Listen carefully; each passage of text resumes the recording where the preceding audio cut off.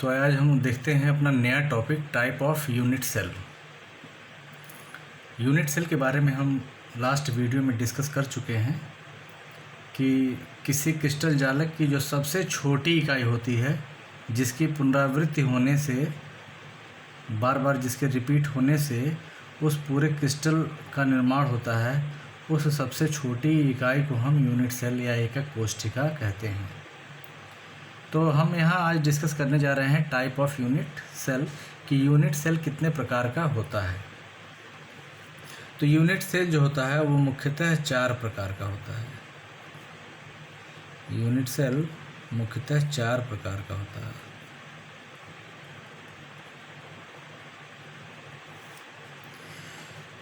अब इन चारों प्रकारों को हम बारी बारी से डिस्कस करेंगे।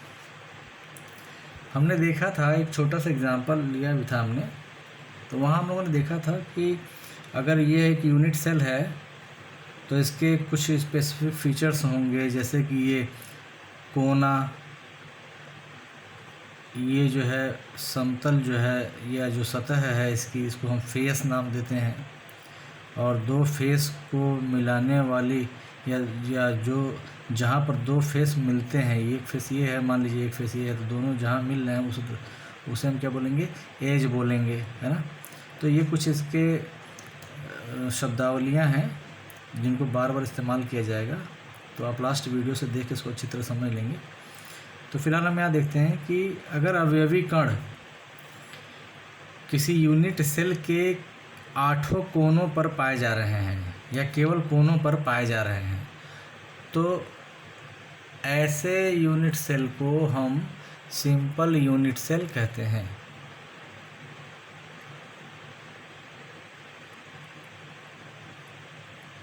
सिंपल यूनिट सेल यानी कि अगर हमारे सामने कोई यूनिट सेल रख दिया जाए और पूछा जाए कि ये कैसा यूनिट सेल है, तो हम वहाँ बताएंगे कि ये यूनिट सेल जो है वो सिंपल टाइप का यूनिट सेल है, या इसको हम आद्य एकक कोशिका कहते हैं। आद्य एकक कोशिका, सिंपल यूनिट सेल यानी आद्य एकक कोशिका कहते हैं इसको हम। कब? जब यूनिट सेल के प्रत्येक कोने पर अवयवी कण उपस्थित होता। अगर हमारे सामने कोई यूनिट सेल लाया जाए और अगर हम ये देखें कि इस यूनिट सेल के प्रत्येक कोने पर अवयवी कण उपस्थित हैं। एक यूनिट सेल अगर हमारे सामने ये लाया गया और हमने देखा कि इसके प्रत्येक कोने पर अवयवी कण उपस्थित हैं, लेकिन एक अवयवी कण अगर इस यूनिट सेल की बॉडी के सेंटर पर पाया जाए, यानी कि ये जो बॉक्स टाइप की जो संरचना दिख रही है, इस पूरे बॉक्स का जो सेंटर है, उस सेंटर पर भी ऐसा ही एक अवयवी कण अगर पाया गया, तो कहेंगे कि यह जो यूनिट सेल है वह बॉडी सेंटर्ड यूनिट सेल है। कैसा है ये? Body centred unit cell. Body centred जिसे हम बोलते हैं काय केंद्रित, या इसी को अंतः केंद्रित भी कहते हैं। अंतः केंद्रित एकक कोशिका। स्पष्ट है? यानी कि अगर किसी यूनिट सेल के सभी कॉर्नर्स पर ही केवल अवयवी कण पाए जा रहे हैं, तो इसे हम आद्य एकक कोशिका या सिंपल यूनिट सेल कहेंगे। और कॉर्नर्स के अलावा अगर यूनिट सेल के बॉडी के सेंटर पर भी अवयवी कण दिखाई दे रहा है, तो हम इसे क्या बोलेंगे? बॉडी सेंटर्ड यूनिट सेल कहेंगे। इसी प्रकार जो थर्ड टाइप होता है, थर्ड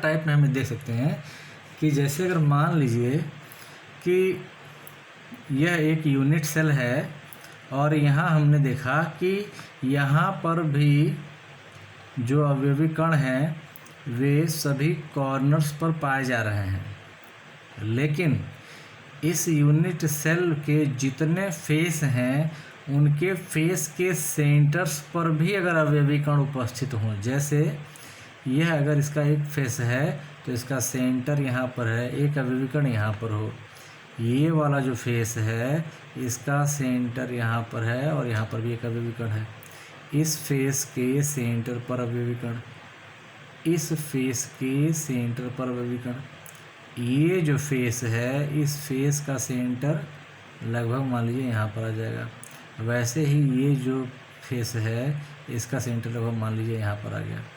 तो कहेंगे कि यदि किसी यूनिट सेल के कोनों पर अवयवी कण हों तथा साथ साथ एक एक अवयवी कण उस यूनिट सेल के प्रत्येक फेस के सेंटर पर भी हो, तो इसे हम फेस सेंटर्ड यूनिट सेल कहेंगे। Face centred unit cell. Face centred को हम बोलेंगे, फेस को हम बोलते हैं फलक, तो नाम हो जाएगा इसका फलक केंद्रित एकक कोशिका। बात स्पष्ट हो रही है। इसी प्रकार से जो चौथा टाइप होता है उसमें जो खास बात है वो क्या है, इसको देखते हैं।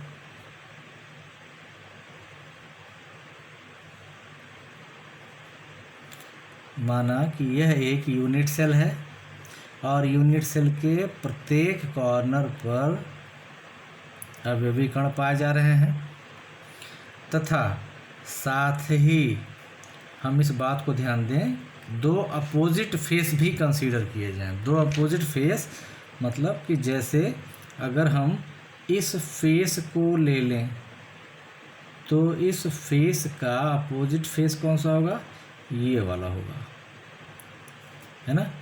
अगर हम इस फेस को ले लें तो इसका अपोजिट फेस कौन सा होगा, ये होगा।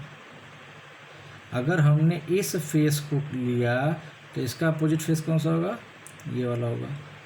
बात स्पष्ट हो रही है।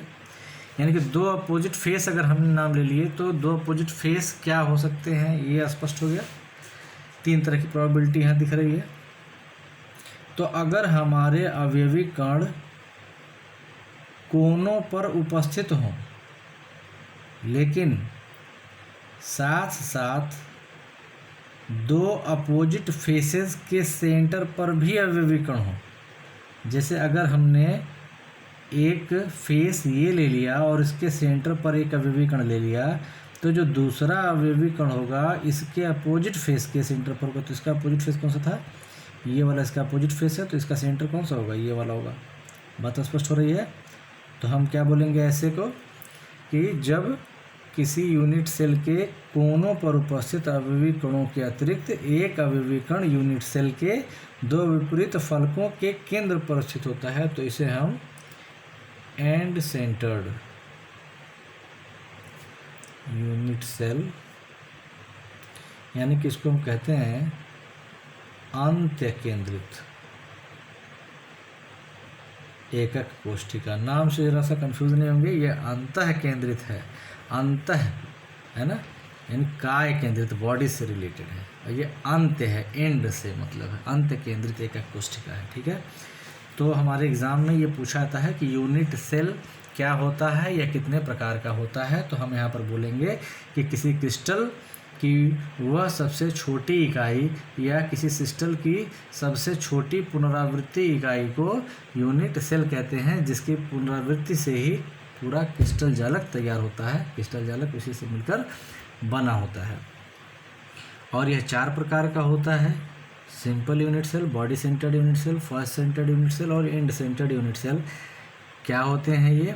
अगर केवल कॉर्नर पर है तो सिंपल, और कॉर्नर के अलावा अगर एक बॉडी के सेंटर पर भी है तो बॉडी सेंटर्ड, और कॉर्नर्स के अलावा अगर हर एक फेस के सेंटर पर है तो फेस सेंटर्ड, और कॉर्नर्स के अलावा केवल दो अपोजिट फेसेस के सेंटर पर केवल पाया जाए अवयवी कण, तो हम ऐसे अवयवी कण को एंड सेंटर्ड कहते हैं। तो चार तरह के ये अवयवी कणों के पाए जाने के पोजीशन के आधार पर यूनिट सेल हो गए 4 प्रकार के, ठीक है। अब 4 प्रकार के इस यूनिट सेल के बाद हम नेक्स्ट देखते हैं क्रिस्टल सिस्टम।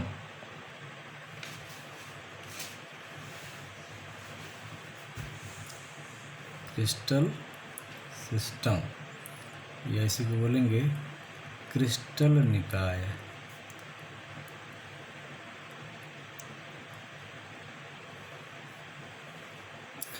ये भी परीक्षा में आता है, इम्पॉर्टेंट प्रश्न है, और इस टॉपिक से 1 नंबर के ऑब्जेक्टिव प्रश्न या 1 नंबर का थ्योरेटिकल क्वेश्चन जरूर आता है। बहुत ही महत्वपूर्ण टॉपिक है, यहाँ हम ध्यान देंगे। हमने लास्ट टर्न पर एक पढ़ा था, हम उस एग्जाम्पल से इसको थोड़ा सा सेटिस्फाई करने की कोशिश करेंगे कि जैसे हमने पढ़ा था यूनिट सेल के बारे में, और हमने कहा था कि किसी यूनिट सेल को डिफाइन करने के लिए हमें 6 पैरामीटर की ज़रूरत पड़ती है, और वो 6 पैरामीटर कौन कौन से हैं? 6 पैरामीटर में हमने देखा था कि हमने पहले तो हमें एक्सिस कंसीडर कर लें, एक्स एक्सिस, वाई एक्सिस और जेड एक्सिस, ये एक्सिस हो जाते हैं। और ये एंगल जो हमारा है ये अल्फ़ा है, ये एंगल बीटा है, और ये एंगल गामा है। अगर हमने एक घन जैसा कोई वस्तु लेकर के इसको समझने की कोशिश कीजिएगा, अगर हमने देखा कि यहाँ पर जो ये अल्फ़ा बीटा गामा एंगल है, तीनों ही क्या है? Alpha is equal to beta है इज इक्वल टू गामा, तीनों एंगल बराबर हैं और तीनों ही क्या है? 90 डिग्री हैं। और जो यहाँ पर एज लेंथ है, एज लेंथ से आशय क्या है? एज लेंथ का मतलब कि ये जो यानी एक्सिस वाली जो लेंथ है ना, ये जो एक्सिस वाली लेंथ है इसे क्या बोलते हैं? जैसे ये ए है, ये बी है और ये सी है, ये लेंथ, तो इसको ये एज की ही लंबाई है, और इसको हम एज लेंथ भी कह सकते हैं, और यही एक्सिस भी बनाता है, तो इसको हम एक्सियल लेंथ भी कह सकते हैं। तो एज लेंथ या इसी को हम एक्सियल लेंथ भी कहेंगे। अगर इसके बीच में रिलेशन हमने देखा कि ए बी और सी तीनों की लंबाइयाँ अगर बराबर हैं, ठीक है, और ये अल्फ़ा बीटा गामा को क्या बोलते हैं? इंटरफेसियल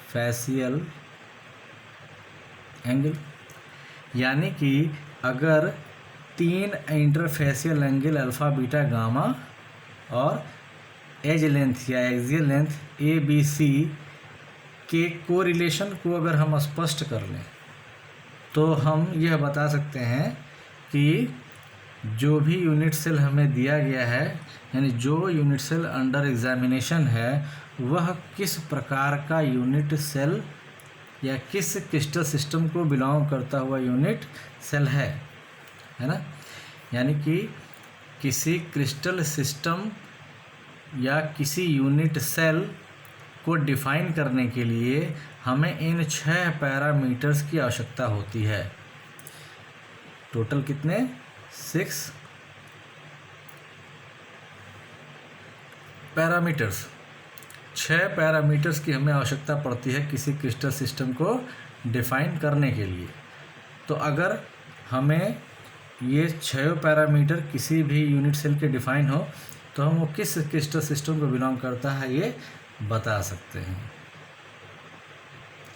तो अब हम ये कहेंगे कि इन्हीं 6 पैरामीटर्स के आधार पर, यानी कि 6 पैरामीटर्स के आधार पर, 3 पैरामीटर एक्सियल लेंथ के और 3 पैरामीटर इंटरफेसियल एंगल के, तो इन्हीं 6 पैरामीटर के आधार पर जो क्रिस्टल सिस्टम या क्रिस्टल तंत्र या क्रिस्टल निकाय भी इसी को कहेंगे, है ना। क्रिस्टल सिस्टम, क्रिस्टल तंत्र, क्रिस्टल निकाय सब एक ही बात है। तो इन्हीं 6 पैरामीटर के आधार पर क्रिस्टल तंत्र या निकाय जो है वो कुल 7 प्रकार का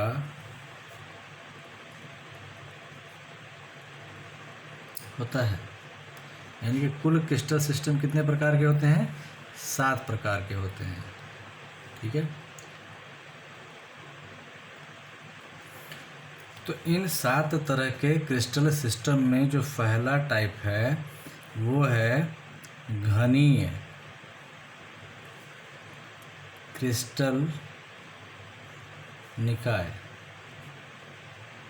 या घनीय क्रिस्टल तंत्र, या इसी को बोलेंगे क्यूबिक क्रिस्टल सिस्टम। यानी कि 7 तरह के क्रिस्टल सिस्टम में जो सबसे सिंपलेस्ट क्रिस्टल सिस्टम है वो कौन सा है? तो सबसे सिंपलेस्ट क्रिस्टल सिस्टम होता है क्यूबिक क्रिस्टल सिस्टम। तो क्यूबिक क्रिस्टल सिस्टम को बनाने से पहले हम देखते हैं कि क्यूबिक क्रिस्टल सिस्टम की क्या खासियत होती है। कि क्यूबिक क्रिस्टल सिस्टम हमारे सामने अगर कोई यूनिट सेल आ जाए और उसमें अगर हम यही रिलेशन पा जाएं कि अल्फ़ा बीटा गामा तीनों एंगल बराबर हैं और तीनों 90 डिग्री हैं और एज लेंथ जो है A equal to B equal to C, तीनों ये बराबर हैं, तो अगर हमने ये देखा 6 पैरामीटर हमने इसको ये पाया तो हम यही कह देंगे कि वह निश्चित ही कौन सा यूनिट सेल है? क्यूबिक यूनिट सेल है।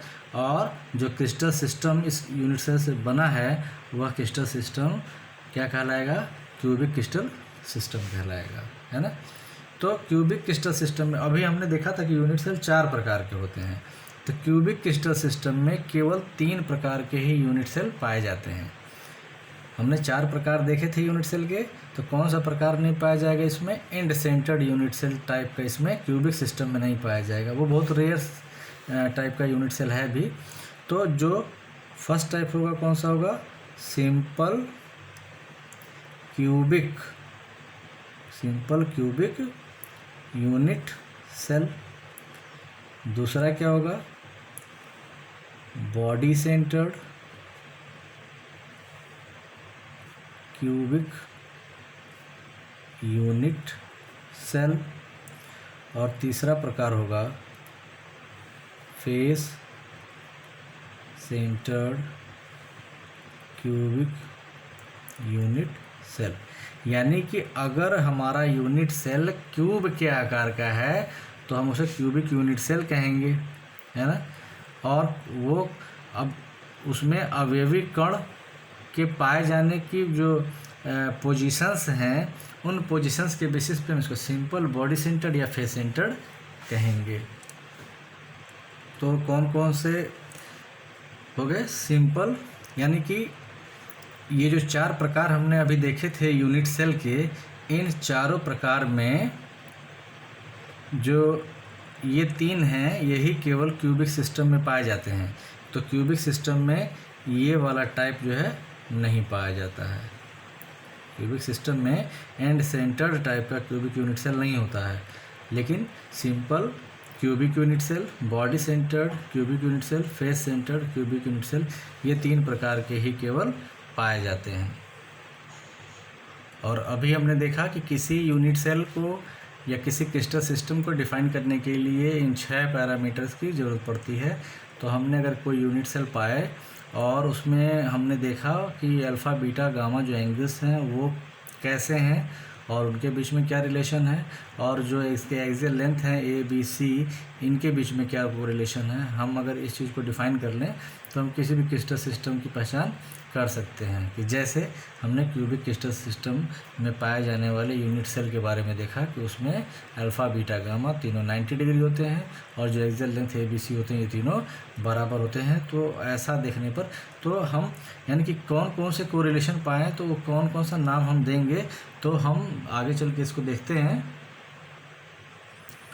तो हम यहाँ देखते हैं कि जो क्रिस्टल सिस्टम है वो 7 प्रकार का होता है। और वो 7 प्रकार कौन कौन से हैं? पहला है क्यूबिक क्रिस्टल सिस्टम। नाम इनको इस प्रकार से अरेंज किया गया है ताकि हमें इनके बारे में जो कंप्लीट जानकारी है वो इस टेबल के माध्यम से जानकारी हो जाए, और उनका जो अरेंजमेंट है इस तरह से किया कि आसानी से हमें याद हो सकते हैं। कि जैसे कि क्रिस्टल सिस्टम कुल 7 प्रकार के होते हैं। क्यूबिक क्रिस्टल सिस्टम, उसके बाद देखें ध्यान से कि जो 3 हैं लगातार इनमें गोनल है, तो ट्राइगोनल, टेट्रागोनल और हेक्सागोनल। ट्राइगोनल, टेट्रागोनल और हेक्सागोनल, ट्राइगोनल का एक दूसरा नाम भी है जिसे हम रोम्बोहेड्रल कहते हैं। तो 7 तरह के क्रिस्टल सिस्टम हैं, जिसमें से पहला क्यूबिक सिस्टम और 3 जो है क्रमशः हैं ट्राइगोनल, टेट्रागोनल और हेक्सागोनल क्रिस्टल सिस्टम। नेक्स्ट है फिर मोनोक्लिनिक सिस्टम और फिर इसके बाद ट्राइक्लिनिक, यानी 2 क्लिनिक वर्ड लगे हुए हैं, मोनोक्लिनिक और triclinic. Cubic system, trigonal, tetragonal और हेक्सागोनल, 3 गोनल लगे हुए हैं और 2 क्लिनिक वाले हैं, तो मोनोक्लिनिक और ट्राइक्लिनिक। और लास्ट में आता है फिर आर्थोरोम्बिक टाइप का। तो 7 तरह के क्रिस्टल सिस्टम हो गए। पहला जो सबसे सिंपलेस्ट फॉर्म जिसको हमने पहले पढ़ा, क्यूबिक क्रिस्टल सिस्टम। फिर इसके बाद रोम्बोहेड्रल जिसे हम ट्राइगोनल कहते हैं, ट्राइगोनल आ गया तो टेट्रागोनल, हेक्सागोनल, और फिर उसके मोनोक्लिनिक, ट्राइक्लिनिक एक साथ, और फिर आर्थोरोम्बिक एक साथ याद कर लेंगे। ठीक है। इसके बाद फिर हम देखते हैं इनके एक्सियल लेंथ के बारे में। अगर क्यूबिक क्रिस्टल सिस्टम की ही बात की जाए केवल, तो इस प्रकार से यहाँ पर जो अरेंजमेंट बनाया है हमने, ये काफ़ी आसान कर देता है हमारे काम को, कि अगर हमने इस सीक्वेंस को याद कर लिया, क्यूबिक वगैरह है ना, cubic system, rhombohedral system, tetragonal, hexagonal, monoclinic, triclinic, orthorhombic का जो सीक्वेंस है ये हमने याद कर लिया, तो हमारे लिए ये दूसरा काम जो है आसान हो जाता है। अब अगर हम इनके एक्सियल लेंथ की बात करें, तो क्यूबिक सिस्टम में एक्सियल लेंथ तीनों बराबर होते हैं, ट्राइगोनल में एक्सियल लेंथ तीनों बराबर होते हैं, टेट्रागोनल में ए और बी बराबर होते हैं लेकिन b is not equal to c, hexagonal में भी ए और बी बराबर होते हैं but b is not equal to c. Monoclinic हो चाहे ट्राइक्लिनिक हो चाहे आर्थोरोम्बिक हो, इन तीनों में कोई भी लेंथ बराबर नहीं होता है। मोनोक्लिनिक हो, ट्राइक्लिनिक हो या फिर आर्थोरोम्बिक हो, तीनों सिस्टम में क्या होगा, कोई भी लेंथ बराबर नहीं होगी। बात स्पष्ट हो रही है। फिर से एक बार हम देख लेते हैं। क्यूबिक सिस्टम में जो एक्सियल लेंथ है वो तीनों बराबर है, रोम्बोहेड्रल में भी तीनों बराबर है, टेट्रागोनल और हेक्सागोनल में ए बी बराबर है लेकिन सी जो है बी के बराबर नहीं है। मोनोक्लिनिक हो चाहे ट्राइक्लिनिक हो चाहे आर्थोरोम्बिक हो, तीनों में कोई भी एक्सियल लेंथ बराबर नहीं है। यहाँ तक स्पष्ट हो गया। फिर इसके बाद हम देखते हैं इनके इंटरफेशियल एंगल के कोरिलेशन को। क्यूबिक में देखें तो अल्फ़ा, बीटा, गामा तीनों ही 90 डिग्री होते हैं। फिर इसका अल्टरनेट वाला भी जो है तीनों ही 90 डिग्री है। लेकिन जो ये रोम्बोहेड्रल है, alpha, beta, gamma, alpha is equal to beta is equal to gamma but not equal to कितना, 90 डिग्री।